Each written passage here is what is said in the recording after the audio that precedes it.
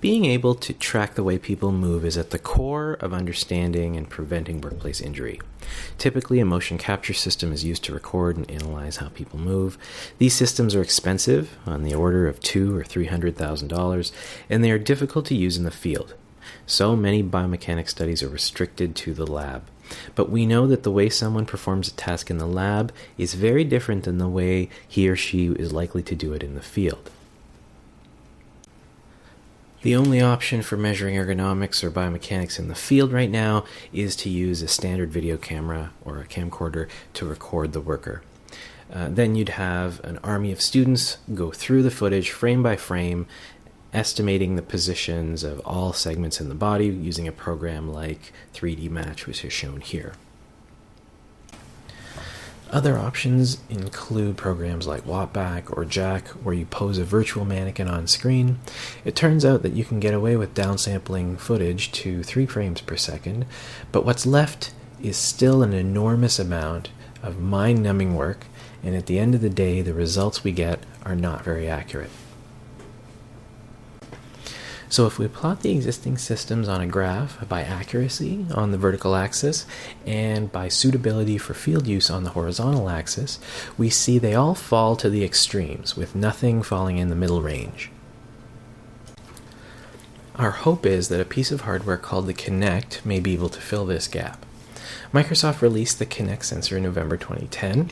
The Kinect was designed for the Xbox 360 video game system to let users play games without the need for a handheld controller.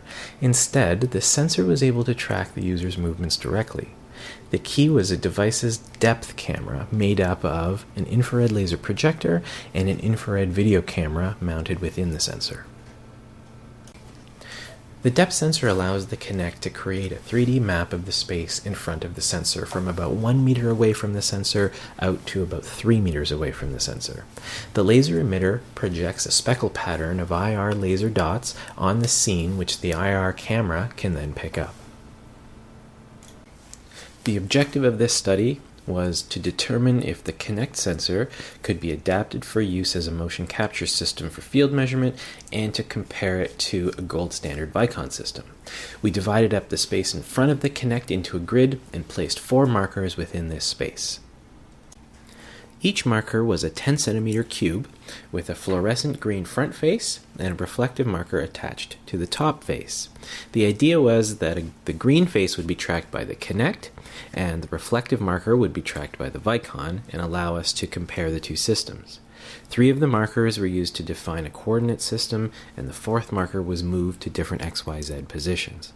We used a piece of open source software called RGB Demo, created by Nicholas Burus, to calibrate the Kinect and collect this data. The RMS error between the Kinect and Vicon system was calculated and found to be in the order of 1 centimeter in each of the X, Y, and Z directions if we limit our measurements from 1 meter to 3 meters away from the sensor. We noted that the error jumps outside this range, as well as if markers ended up within 25 pixels of the edges of the IR image, and this may be due to poor calibration in this region. The findings of this study show that a motion capture system based on the Kinect sensor would indeed offer the fields of ergonomics and biomechanics a tool that fills a gap that we've described. But to harness this capability, we need to develop an interface that allows us to collect and process data efficiently using the tool.